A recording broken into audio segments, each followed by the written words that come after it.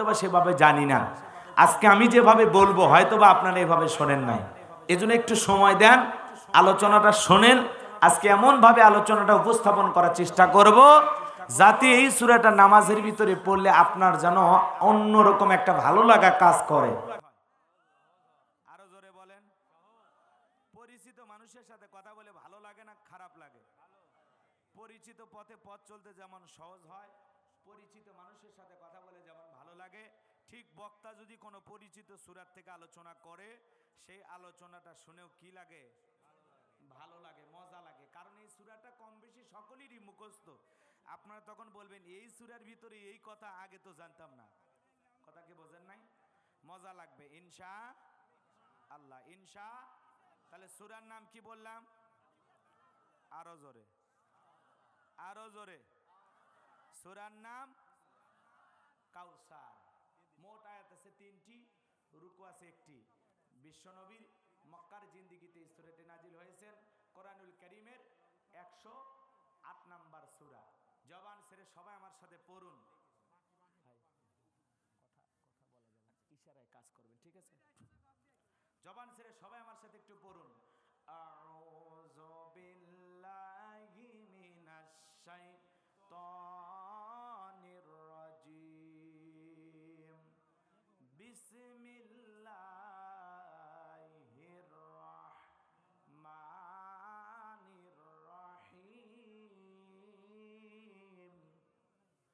বিতাড়িত মোর্দার শয়তানের কাছ থেকে আল্লাহ পাকের কাছে আশ্রয় প্রার্থনা চাচ্ছি। পরম করুণাময় অসীম দয়ালু আল্লাহ তাআলার নামে শুরু করছি। আমরা যে কোনো কাজ শুরু করব কার নামে? আল্লাহর নামে। কাজ শুরু করলে বরকত আছে না নাই? কম না বেশি?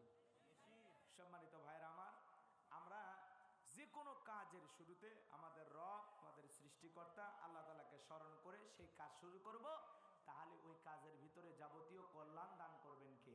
আল্লাহ। তো সূরার নাম কাউসার। জলে বলেন কি নাম? কাউসার। একটু মনোযোগ দিয়ে শুনবেন, কারণ অনেকেরই হয়তো ভাই আলোচনাটা জানা আছে, মনে মনে ভাবতেছেন হুজুর এই ওয়াজ আমার মুখস্থ, কিন্তু কথায় আছে এক একটা ফুলের এক একটা সুঘ্রাণ। আপনারা হয়তোবা যেভাবে জানেন আমি হয়তোবা সেভাবে জানি না। আজকে আমি যেভাবে বলবো হয়তোবা আপনারা এভাবে শোনেন নাই, এজন্য একটু সময় দেন, আলোচনাটা শোনেন। আজকে এমনভাবে আলোচনাটা উপস্থাপন করার চেষ্টা করব যাতে এই সূরাটা নামাজের ভিতরে পড়লে আপনার যেন অন্যরকম একটা ভালো লাগা কাজ করে। সুবহানাল্লাহ বলে। কষ্ট হবে, কষ্ট হবে। ছোট্ট একটা সূরা ধরেছি, অল্প সময় কথা বলবো বাজান, লম্বা চড়া বক্তৃতা হবে না। 12টা পর্যন্ত ধৈর্য নিয়ে বসে থাকবেন তো ইনশাআল্লাহ? কারা কারা থাকবেন না হাত তোলেন। আপনারা থাকবেন না? চলে যাবেন? আচ্ছা, যারা চলেই যাবেন তারা দেরি করে লাভটা কি? আপনারা এখনই যান, আমি চোখটা বন্ধ করি, আপনি চলে যান। আচ্ছা, 12টা পর্যন্ত ধৈর্য নিয়ে এই মাহফিলে আমি গুনাহগারের সাথে মুনাজাতে আল্লাহ তাআলার কাছে দোয়া করে শেষ বিদায় পর্যন্ত কারা কারা থাকবেন দুই হাত তুলে বলেন ইনশাআল্লাহ। 12টা পর্যন্ত থাকলেই হবে ইনশাআল্লাহ। আরেকবার বলেন ইনশাআল্লাহ। আল্লাহ কবুল করেন, জোরে বলেন আমিন। আচ্ছা বলেন তো, ওয়াদা ভঙ্গ করা কিসের লক্ষণ? মুনাফিকের লক্ষণ। বিদায় যারা ওয়াদা দিয়েছেন আপনারা যেন আপনাদের ওয়াদা সঠিকভাবে পালন করতে পারেন। আর মাহফিলে আলোচনা যখন শুরু হয়ে যায় তখন লোকজন যদি ওঠা বসা করে দেখতে খারাপ লাগে, বক্তার বক্তৃতা করতে কষ্ট হয়। এজন্য আশা করি আমাকে একটু কোরআনের কথা বলার জন্য আপনারা দয়া করে একটু পরিবেশ তৈরি করে দেবেন। আমি তো আর প্রতিদিন এলাকায় আসবো না, আগামীকাল কি আসবো? আসবো না। অনেক কষ্ট করে কর্তৃপক্ষের ভাইরা আমাকে নিয়ে আসছেন, বেঁচে থাকলে আবার দেখা হতেও পারে নাও পারে। এটাই এই বছরে এই থানার মধ্যে শেষ মাহফিল, তাই না? আর হয়তো বা কোথাও দেখা নাও হতে পারে। এর জন্য আপনাদেরকে অনুরোধের ভাষায় বলবো, দয়া করে ওটা বসা করবেন না, আমাকে একটু কথা বলার সুযোগ দেন। তাহলে সূরার নাম কাউসার। যে কোনো আয়াত বা সূরার তাফসীর করতে হলে কোন প্রেক্ষাপটে আল্লাহ তাআলা তার হাবিবের ওপরে সেই সূরাটি নাজিল করেছেন, সেই নাজিলের শানে নজুল জানার দরকার আছে না না?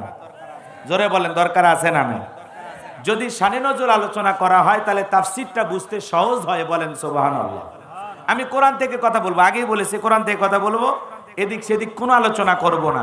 কারণ যে কোরআন থেকে কথা বলে সে সত্য কথা বলে। কোরআনের মধ্যে কি কোনো ভেজাল আছে? জোরে বলেন। কোনো মিথ্যা আছে? কোনো ধোঁকা আছে? থাকবে কি করে? কিতাবটি নাজিল করেছেন কে? আল্লাহ পাক বলেন যালিকাল কিতাবুল লা রাইবা ফি, এটি এমন একটি কিতাব যেই কিতাবের মধ্যে কোনো সন্দেহ নাই, কোনো সংশয় নাই, কোনো মিথ্যা নাই, কোনো ধোঁকা নাই। There is no doubt. বলুন আল্লাহু আকবার। হুদাল্লিল মুত্তাকিন, মুত্তাকি বান্দাদের জন্য গাইডলাইন হিসাবে, পথ প্রদর্শক হিসাবে আসমান থেকে কিতাবটি নাজিল করেছেন কে? সেই কিতাবের আলোচনা করা হবে। যদি করা হয় লাভ টাকার, আল্লাহ পাক বলেন ওয়াযাক্কিরি ফা ইন্নায যিকরা তানফাউল মুমিনিন, সূরা জারিয়ার 55 নম্বর আয়াত আল্লাহ পাক জানায়া দিলেন, যারা আমার মুমিন বান্দা তাদের সামনে যখন কোরআন দিয়ে ওয়াজ করা হয়, কোরআন থেকে উপদেশ দেওয়া হয়, এই কথাগুলো শোনার পর আমার মুমিন বান্দাদের উপকারে আসবে। বলুন সুবহানাল্লাহ। তাহলে একটু জবান ছেড়ে সবাই আমার সাথে এই সূরাটি তিলাওয়াত করুন। ইন্না আ'তাইনাকাল কাউসার ফাসাল্লি লিরাব্বিকা ওয়ানহার ইন্না শানিয়াকা হুয়াল আবতার। আরো আস্তে কোন আল্লাহু আকবার। ওরাব্বাকা ফাকাব্বির, তাকবীর হবে রবের নামে, স্লোগান হবে রবের নামে। যেই জমিনে আল্লাহর শ্রেষ্ঠত্ব বরত্ব ঘোষণা করা হয়, ওই জমিনে কোনো শয়তানি শক্তি টিকতে পারে না। কথা বলেন ঠিক কিনা? এজন্য আওয়াজ দিলে একটু বীরের মতো দেন, যাতে আপনার আওয়াজ তাকবীরের ধ্বনি শুনে বাংলাদেশ থেকে শয়তান ভাগে ভারতের জমিনে চলে যায়। আবার ভারতের মুসলমানেরা স্লোগান দেবে, ওই দেশ থেকে চলে যাবে অন্য আর এক দেশে। কথা কয় নাকি? আল্লাহু আকবারে ধ্বনি শুনলে শয়তান কাছে থাকে না দূরে যায়? হ্যাঁ, আপনি সুবহানাল্লাহ আলহামদুলিল্লাহ জিকির করবেন, শয়তান কাছে থাকে, আপনার গাল চুলকাবে আর কাছে থেকে বলবে, ও বলবে সুবহানাল্লাহ সুবহানাল্লাহ সুবহানাল্লাহ। যখনই বলবেন আল্লাহু আকবার, ও থাকবে না, ও দৌড় মারবে। কথা কোন ঠিক না? এই জন্য মুসলমানের দামি একটা স্লোগান আল্লাহু আকবার। আল্লাহু আকবার বললে তরবারিও লাগে না, এমনও যুদ্ধে মুসলমানেরা শুধু স্লোগান দিয়েই বিজয় লাভ করেছে। বলেন আল্লাহু আকবার। এই জন্য এই আওয়াজকে দুর্বল ভাববেন না, এই আওয়াজ শুনে বাতিলেরা কিন্তু কাঁপে। কথা বলে ঠিক কিনা? আর মাঝে মাঝেই দেখবেন আল্লাহু আকবার নিয়ে বাতিল শক্তিদের চুলকানি আছে না নাই? তাহলে বুঝবেন এই স্লোগানের একটা পাওয়ার আছে, রক্ত গরম করা স্লোগান, লিল্লাহে তাকবীর। আর এই স্লোগান দেওয়ার জন্য অর্ডার করেছেন কে? আল্লাহ। মনে থাকবে তো ইনশাআল্লাহ? এটা কোনো দলীয় স্লোগান না, এটা কারো বাপ দাদার পৈতৃক সম্পত্তি না। ওরাব্বাকা ফাকাব্বির, তাকবীর হবে রবের নামে, স্লোগান হবে রবের নামে। এই জমিনে আল্লাহর শ্রেষ্ঠত্ব বরত্ব ঘোষণা করতে মুসলমানেরা কখনো কৃপণতা করতে পারে? এতে জীবন থাকলেও আল্লাহু আকবার, জীবন চলে গেলেও আল্লাহু আকবার। বাতিলের কাছে আপোষ করা যাবে? চলেন সামনের দিকে যাই বাজান গো আমার। নবীজির উপরে কোন সময় আল্লাহ পাক সূরা কাউসার নাজিল করলেন? একটু মনোযোগ দিয়ে শুনবেন। নবীজির প্রিয় সাহাবী হযরত আনাস রাদিয়াল্লাহু তাআলা আনহু বলেন, আমরা নবীজির কাছে বসা, নবীজির চেহারা মোবারকের দিকে তাকায়া দেখি নবীজির মনটা খারাপ, মুখটা মলিন, চোখের কোণায় অশ্রু ঝরতেছে। কিছুটা সময় অতিবাহিত হয়ে যাওয়ার পর আমি তাকায়া দেখলাম আমার দয়ার নবীজি মুস্কি মুস্কি হাসতেছেন। বলুন সুবহানাল্লাহ। হযরতে আনাস দেখে বলেন, নবী গো, এই মাত্র দেখলাম মনটা খারাপ, চোখের কোণায় অশ্রু দেখা যায়, আবার কেন মুস্কি হাসেন? আমার নবীজির মনটা খারাপ কেন? কারণটা কি? ভাইয়েরা আমার একটু মনোযোগ দিয়ে কথাগুলো শোনাবেন। নবীজির চোখের কোণায় কেন অশ্রু? কারণ হলো নবীজির কলিজার টুকরা ছেলে সন্তানগুলো জন্মগ্রহণ করে, একে একে ছেলে সন্তানগুলো বিদায় নিয়ে যায়। ইব্রাহিম মারা যায়, আবুল কাসেম মারা যায়, তাহের মারা যায়, একটা ছেলে সন্তানও জীবিত থাকলেন না। নবীজির কলিজার টুকরা ছেলে সন্তানগুলো যখন জন্মগ্রহণ করে একে একে বিদায় নেয়, বলেন তো বাজান, বাবা হিসাবে নবীর মনেও কষ্ট লাগে কি না? অবশ্যই নবীজির মনেও কষ্ট লাগে, ব্যথিত হৃদয়। আবার অন্যদিকে নবীজির কাছের চাচা নাম হলো আবু লাহাব, ডেকে বলে, ভাতিজা, তোমার বংশে বাতি জ্বালানোর কেউ নাই, তুমি একটা লেজ কাটা, তুমি একটা নির্বংশ, তুমি একটা হাত করে জোরে কন্যা উযুবিল্লাহ। এই কথাগুলো বলে রসুলের হৃদয়টা ক্ষত বিক্ষত করে দেয়। বলেন তো বাজান, বিপদের দিনে কাছের মানুষদের উচিত সান্ত্বনা দেওয়া কি দেওয়া? একটু কথা বলবেন। আমি আগে বলছি, আমাকে একটু সাপোর্ট দেবেন, সহযোগিতা করবেন কথা বলে। বলেন তো কাছের মানুষদের বিপদের দিনে কি দেওয়া লাগবে? সান্ত্বনা। আল্লাহ না করুক আপনার আমার সন্তান যদি মারা যায়, কাছের চাচা, পাড়া প্রতিবেশী, আত্মীয় স্বজন এসে বলবে, বাবা তুমি সবর করো, ধৈর্য ধারণ করো, হায়াত মৌতের মালিক আল্লাহ, আল্লাহ সন্তান দিয়েছে, আল্লাহ নিয়েছে, মন খারাপ করো না, সবর করো, ধৈর্য ধারণ করো। আল্লাহ যদি যায় বছর ঘুরতে ঘুরতে আবারও তোমার ঘরে আল্লাহ সন্তান দেবে। কথা বলেন ঠিক কিনা? তাহলে বিপদের দিনে কাছের মানুষদের উচিত সান্ত্বনা দেওয়া। কিন্তু নবীর চাচা এতটাই খারাপ, সান্ত্বনা দেওয়া তো দূরের কথা, ডেকে বলে, ভাতিজা তুমি একটা লেজ কাটা, তুমি একটা নির্বংশ, তোমার বংশে বাতি জ্বালানোর কেউ থাকলো না, তোমার সব ছেলেগুলো মারা গেল। একে তো সন্তান হারানোর ব্যথা, আবার আপন মানুষদের সমালোচনা, নবীজির হৃদয়টা ব্যথায় ভেঙে পড়তে লাগলো। বলেন তো বাজান, এই দুনিয়ার জমিনে আল্লাহ পাক অনেক অনেক নবী রাসূলকে পাঠিয়েছেন, তাদের ছেলেকে আল্লাহ পাক জীবিত রেখেছিলেন, নবীর ছেলে নবী পর্যন্ত হয়েছেন, কিন্তু বিশ্ব নবীর একটা ছেলে সন্তানও কেন জীবিত থাকলেন না? আল্লাহ কেন তাদেরকে শিশুকালে নিলেন? এর পেছনে কারণ আছে না নাই?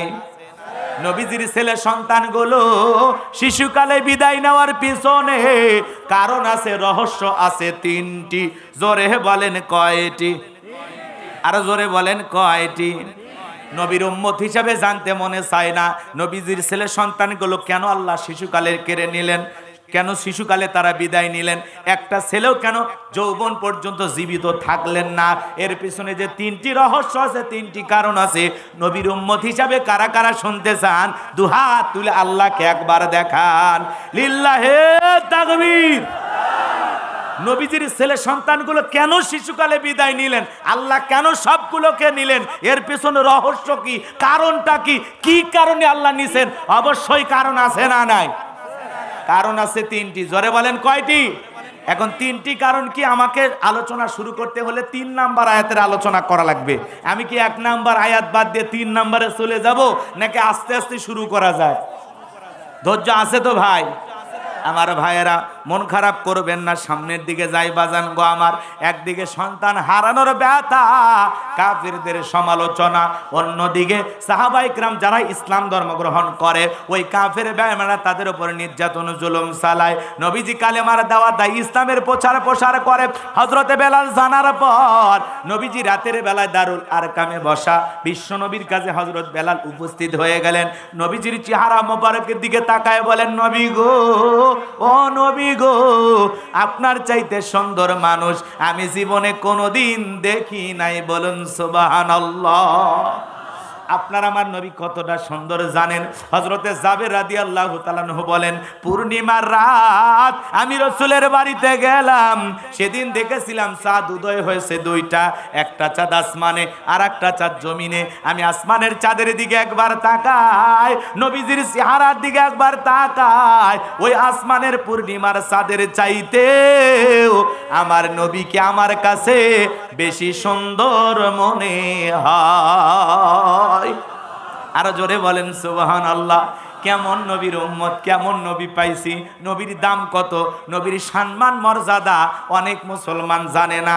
এক জায়গায় যা ওয়াজ করতে বললাম, বলেন তো ভাই আমার নবীর নাম কি? একজন বলতেছে আব্দুল কাদের জিলানী। পীর সাহেবের নাম মুখস্থ আছে, কিন্তু আমার দয়ার নবীর নাম মুখস্থ নাই। কথা বলেন ঠিক কিনা? আপনার আমার নবী কতটা সুন্দর, কেমন সুন্দর মানুষ ছিলেন জানেন? আম্মা জান আয়েশা রাদিয়াল্লাহু তাআলা আনহা বলেন, ও দুনিয়ার মানুষ ভালো করে শোনেন যে কথা বলতে চাচ্ছিলাম। আম্মা জান আয়েশা বলেন, যারা ইউসুফ নবীর চেহারার দিকে তাকাইয়া আপেল কাটতে গিয়ে, ফল কাটতে গিয়ে আঙ্গুল কেটে ফেলে দিয়েছিল, ওরা যদি বিশ্ব নবীর চেহারা মোবারকের দিকে তাকাইতো, শুধুমাত্র আঙ্গুল নয়, আঙ্গুল কাটতে কাটতে, হাত কাটতে কাটতে কখন যে নিজের কলিজা কেটে দুফাক করে দিত, মুহূর্তের জন্য টের পাইতো না। আপনার আমার নবী এতটাই সুন্দর। আম্মা জান আয়েশা আরো বলেন, ও দুনিয়ার মানুষ, তোমাদের একটা সূর্য আছে, আমি আয়েশারও একটা সূর্য আছে। তোমাদের সূর্য উদয় হয় দিনের বেলায়, আর আমি আয়েশার সূর্য উদয় হয় রাতের বেলায়। বলুন সুবহানাল্লাহ। আম্মা জান আয়েশা একদিন সেলাইয়ের কাজ করতেছেন, হাত থেকে সুইটা পড়ে গেল, বাতি দেখলো তেল ছিল না, বাতি জ্বালাইতে পারলেন না, অপেক্ষায় বসে থাকলেন। বিশ্বনবী যখন এশার নামাজ আদায় করার পর ঘরের ভিতরে প্রবেশ করেছেন, ঘরের ভিতরে ঢুইকা বিশ্বনবী সর্বপ্রথম আম্মা জান আয়েশাকে সালাম দিলেন। বলেন আল্লাহু আকবার। নবী ঘরে ঢুকে স্ত্রীকে কি দিলেন? আরো জোরে কোন? সালাম দিলেন। আপনার আমার এই সুন্নত বাড়িতে আমল করার দরকার আছে না নাই? আরো জোরে বলেন, দরকার আছে না নাই? রাগ করতেছেন মনে হয়। ঘরে ঢুকে এদিক খেয়াল করেন, বিশ্বনবী ঘরে ঢুকে তার প্রিয়তম স্ত্রীদেরকে সালাম দিতেন। তাহলে রসুলের উম্মত হিসাবে এই সালাম স্বামী স্ত্রীর মধ্যে আদান প্রদান করা, এটা রসুলের সুন্নত। এই সুন্নত বাড়িতেও আমল করার দরকার আছে না নাই? বাড়িতে যা সালাম দিবেন, আসসালামু আলাইকুম রহিমা, কেমন আছো সোনা, ঘরের দরজাটা খোলো না, আমি তোমার লেটনের বাপ, তোমার দিওয়ানা। বউ খুশি হয়ে দরজা খুলবে। কথা কয় না, কথা কয় না। কিন্তু আমাদের ব্যবহার তো এত ভালো না, আমরা রাগান্বিত হয়ে যাই, রাগারাগি করে যায়, বলে রুবেলের মাবে দরজা খোল, বেশি দেরি হলে দরজা ভেঙ্গে ফেলে দিয়া তোর পিঠের ওপর কি যে হবি। ভিতর থেকে বউ বলে, এটা স্বামী না সেকেন্ড আজরাইল। তার মানে আমাদের ব্যবহার খুব একটা ভালো না। কথা বলেন ঠিক কিনা? এ ভাই শোনেন শোনেন শোনেন, স্বামী স্ত্রীর মধ্যে সালাম আদান প্রদান করবেন। আপনি বাড়িতে যায়া স্ত্রীকে সালাম দেবেন, আসসালামু আলাইকুম। নতুন নতুন সালাম দিলে হয়তো বা স্ত্রী বলবে, কারে সালাম দিলা? যদি বলেন তোমারে দিলাম, বাপ রে বাপ, আজকে আবার কোন হুজুরের মুরিদ নিয়ে বাড়িতে ঢুকলা, সেদিনই তো মুখের গাছের কলা চুরি করলা। তার মানে বউ আমাদের গোপন প্রকাশ্যে সব জানে। কথা কয় না খা? প্রথম প্রথম নিবে না, 2-4 দিন দিতে দিতে অভ্যাসে পরিণত হবে। কথা বলে ঠিক কি না? স্ত্রীকে সালাম দিবেন, আসসালামু আলাইকুম। একেবারে যদি বাড়িতে মানুষজন না থাকে, স্ত্রীর হাত ধরে মুসাফা করবেন। কার হাত? কথা কয় না। এ যুবকে, স্ত্রীর হাত ধরে মুসাফা করতে বলেছি, পাশের বাড়ির ভাবি না। আর ভাবির হাত ধরতে গেলে ঝাঁটা দিয়ে পিটাবে। কথা কয় না কেন? স্ত্রীর হাত ধরে মুসাফা করবেন। আর একেবারে যদি ময়দান ফাঁকা থাকে, আশেপাশে কোনো লোকজনই না থাকে, কোলাকুলিও সেরে নেবেন। প্রথমে সালাম, এরপরে মুসাফা, এরপরে কোলাকুলি। স্বামী স্ত্রীর মধ্যে যদি এই আমলগুলো আপনারা করতে পারেন, আপনাদের দাম্পত্য জীবনে কোনোদিন অশান্তি থাকবে না, খালি শান্তি আর শান্তি, ভালোবাসা আর ভালোবাসা। আল্লাহু আকবার বলেন। কিন্তু এই সুন্দর আমলগুলো আমাদের পরিবারের ভিতরে নাই। কথা বলে ঠিক কি না? শোনেন, দাম্পত্য জীবনে কোনোদিন তালাক হবে না, বিচ্ছেদ হবে না। মাত্র রসুলের 4টে সুন্নত পারিবারিক জীবনে আমল করা লাগবে। কয়টা? স্বামী স্ত্রীর মধ্যে যদি 4টে সুন্নত আমল করা হয়, জীবনে কোনোদিন কোনো হুজুরের পানি পড়া লাগবে না, কবিরাজের তাবিজ লাগবে না, ভালোবাসা ভরপুর। কথা কয় না, কথা কয় না। সুন্নত মাত্র কয়টা? কারা কারা শুনবেন হাত তোলেন তো দেখি। লিল্লাহে তাকবীর। আল্লাহ কবুল করেন, জোরে বলেন আমিন। এই 4টে সুন্নতের কথা আপনারা মনে করে দেবেন শেষের দিকে। এখন বলতে গেলে আলোচনা এলোমেলো হয়ে যাবে। কথাকে বোঝেন নাই? চলেন সামনের দিকে যায়। কষ্ট পাচ্ছেন আপনারা? তাহলে নবী যদি তার স্ত্রীকে সালাম দিতে পারেন, আমরাও পারবো তো ইনশাআল্লাহ। জয়পুর হাটে ওয়াজ করতে গেলাম, এক ছেলে কয়, হুজুর আমার শরম লাগে। বাচ্চা কাচ্চা কয়জন? কয় 3টা সন্তানের বাবা হয়ে গেলা, তোমার শরম লাগে না? বউকে সালাম দিতে গিয়ে শরম লাগে, ওটা শরম না শয়তানি? কারণ আর শরম যদি এত বেশি হইতো, ওর বইয়ের তো বাচ্চা হওয়ারই কথা না। কথা কন ঠিক কি না? এই 4টে সুন্নত আমল করবেন। খালি অপেক্ষা করেন, আমি পরে বলতেছি। সামনের দিকে যাই বাজান গো আমার। নবীজি ঘরের ভিতরে প্রবেশ করলেন। নবীজির চেহারার আলোতে সুইটা কই পড়ে আছে আম্মা জান পরিষ্কার দেখতে পেয়েছেন। বলুন সুবহানাল্লাহ। আপনারা আমার নবীর দাম কত, মর্যাদা কত জানেন? যে নবী হা বললে পুরো পৃথিবীবাসীর জন্য আল্লাহ পাক হালালে পরিণত করে দেয়। যে নবী না বললে পুরো পৃথিবীবাসীর জন্য আল্লাহ পাক হারামে পরিণত করে দেয়। যে নবী জমিনে পা তুললে মাওলা পাকের আরশে আজিমে পৌঁছে যায়। আসমানের চাঁদের দিকে ইশারা করলে চাঁদ 2 টুকরো হয়ে যায়। যে নবী পথ চললে আসমানের মেঘ আইসা নবীজির উপরে ছায়া প্রদান করত। বলেন সুবহানাল্লাহ। যেই নবীর চেহারার উপরে মশা মাছি পড়া হারাম। যেই নবীর শরীর থেকে ঘাম বের হলে সেই ঘামটা আম্মা আম্মাজান আয়েশা সহ অন্যান্য আম্মাজানেরা জমা করে রাখতেন এবং এটাকে আতর হিসাবে, সুগন্ধি হিসাবে ব্যবহার করতেন। বলুন সুবহানাল্লাহ। রাগ করতেছেন মনে হয়। আপনার আমার নবীর দাম কত, মর্যাদা কত জানেন? কেমন নবী পাইছিলাম। মক্কা নগরী একজন মহিলা, তার স্বামী মারা গেছে, 3টা সন্তান রেখে। বড় ছেলেটা দেখে বলে, মা কয়েকটা দিন অতিবাহিত হয়ে গেল, বাবা মারা গেছে, একটা মানুষ হয়তো এসে আমাদের খবর নিল না, চলো না মা এতিম নবীর কাছে যাই, এতিম নবী ছাড়া এতিমের দরদ কেউ বুঝবে না। এইবার মহিলা ডেকে বলে, বাবা চলো। এই কথা বলে 3 জন মিলে বিশ্বনবীর দরবারে হাজির হয়ে গেলেন। নবীজির চেহারা মোবারকের দিকে তাকাইয়া বড় ভাই ছোট ভাইকে ডেকে বলে, ভাই এ কেমন মানুষের চেহারার দিকে তাকাইলাম, যার চেহারার দিকে তাকাইয়া আমার ক্ষুধা নিবারণ হয়ে গেছে। বলুন সুবহানাল্লাহ। ছোট ভাই ডেকে বলে, বড় ভাই আমি একই কথা বলতে চাচ্ছিলাম গো, এ কেমন মানুষের চেহারার দিকে তাকাইলাম, যার চেহারার দিকে তাকাইয়া মনে হয় এই মাত্র পেট ভরে কি যেন খাইলাম। সুবহানাল্লাহ বলেন। যেই নবীর চেহারার দিকে তাকাইলে ক্ষুধা নিবারণ হয়ে যায়, সেই নবীর কাছে হযরত বেলাল কথা মনে আছে না নাই? হযরত বেলাল দেখে বলে, নবী গো আপনার চাইতে সুন্দর মানুষ আমি কোনোদিন দেখি নাই। ও নবী আপনি কালেমার দাওয়াত দেন, ইসলামের প্রচার প্রসার করেন, আমার একটু কালেমা পড়ায় মুসলমান বানায় দেন। বিশ্ব নবী হযরত বেলালকে পড়ায় দিলেন, লা ইলাহা ইল্লাল্লাহু মুহাম্মাদুর রাসূলুল্লাহ সাল্লাল্লাহু আলাইহি ওয়াসাল্লাম। আমার ভাইয়েরা, হযরত বেলাল কালেমা পড়ে মুসলমান হয়ে গেলেন। নবী ডেকে বলে, বেলাল রে ইসলামের অবস্থা এখনো ভালো না, কালেমা পড়েছো আপাতত প্রকাশ করা যাবে না। বলেন তো ইসলামের অবস্থা কি সব সময় ভালো থাকে? কথা কম। আজও পৃথিবীর জমিনে তাকায় দেখেন বাজান, ইসলাম এদিক খেয়াল করেন, ইসলাম মানার কারণে তামাম পৃথিবীর জালেমেরা মুসলমান ইসলাম আলাদেরকে টার্গেট করে জমিন থেকে বিদায় করে দিতে চায়। কথা বলেন ঠিক কিনা? আজও প্যালেস্তাইনের মুসলমানের দিকে তাকায় দেখেন, ওই ফিলিস্তিনের মুসলমানদের দিকে তাকায় দেখেন, ওই ইসরায়েলি ইহুদি জালেমেরা বোমার আঘাতে মুসলমানদের বসত বাড়ি, ঘর বাড়ি ক্ষত বিক্ষত করে দিচ্ছে। হাজার হাজার মুসলমান ওদের আঘাতে মারা যাচ্ছে। এ পর্যন্ত 6,000-এর বেশি মানুষ গাজায় মারা গেছে। কথা বলেন ঠিক কি না? ছোট ছোট নিষ্পাপ শিশুগুলো দেখে বড় মায়া লাগে। এই শিশুদের তো কোনো অপরাধ নেই, কেন তাদেরকে এভাবে আঘাত করা হয়? ছোট্ট বাচ্চার লাশ নিয়ে বাবা হাউ বাউ করে কান্না করতেছে, আর দেখে বলে, আল্লাহ ও আল্লাহ তাকায় দেখো আমার ছেলেটা ওই জালেমদের বোমার আঘাতে শহীদ হয়ে গেছে। আমি বাবা মন খারাপ করি নাই, মন খারাপ করি নাই। ও আল্লাহ আমার ছেলেরে তুমি নিয়েছো, আমি মন খারাপ করি নাই। এরপরেও বলি আল্লাহ ওই জালেমদের মোকাবেলায় আমাদেরকে বিজয় দান করো। বলেন আল্লাহু আকবার। আজকে দেখলাম একজন মিষ্টি বিতরণ করতেছে, আল্লাহর বান্দা চোখের পানি ছেড়ে দিয়ে কান্না করে, মুখে আবার হাসি, আবার হাত দিয়ে মিষ্টি বিতরণ করা হচ্ছে।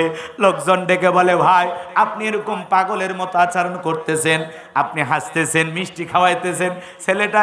এইবার সেই মানুষটা ডেকে বলে, আমি আফসোস করে কি করব, আমার স্ত্রীকে ওরা শেষ করে দিয়েছে, আমার মেয়ে নাই, ছেলে নাই, সবাইকে ওরা দুনিয়ার বুক থেকে বিদায় করে দিয়েছে। এখন আমি এই আনন্দে আত্মহারা হয়ে কি করব জানি না। আপাতত মিষ্টি বিতরণ করতেছি। ওই জালেমদের আঘাতে আমার স্ত্রী, সন্তান, ছেলে মেয়ে সবাইকে বিদায় করে দিয়েছে।